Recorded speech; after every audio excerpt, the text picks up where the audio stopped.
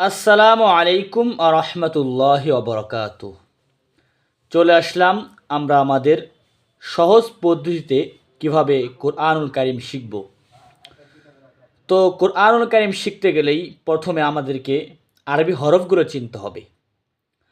আরবি হরফগুলো হলো, দেখেন, আলিফ। এই যে সোজা একটা টান যে হরফটা দেখতেছেন, এই হরফটির নাম হলো আলিফ। বাংলা যেরকম অক্ষর হয়, আরবিতে হরফ হয়। আরবি হরফ 29টি। তো প্রথমে শুরু হচ্ছি আলিফ, এরপর বা, তা, সা, জিম। আলিফ আলিফ উচ্চারিত হবে, মুখের ভিতর দিয়ে হাওয়া বের হবে। আলিফ। বা স্বাভাবিক, তা একটু পাতলা, সা একটু নরমভাবে, জিম শক্তভাবে পড়বেন।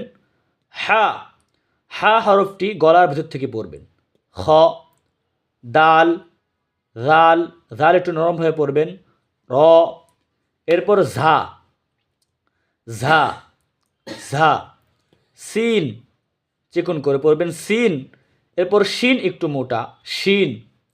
সৎ, সৎ, দত, ত। ত হরফটি একটু মোটা করে ডাবিয়ে পড়বেন, ত। ও, আইন। আইন আর হা হরফটি এক জায়গা থেকে উচ্চারিত হয়। আইন, আইন। এরপর গইন, গইন। ফা, ফা।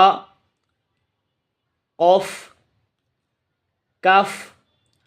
কফ হরফটি গলার ভিতর থেকে বাজবে, কফ, কফ। আর কাফ স্বাভাবিক, কাফ। লাম, মিম, নুন, ওয়াও, ওয়াও ঠোঁট গোল হবে, ওয়াও। হা, হা। হামজাহ, হামজাহ।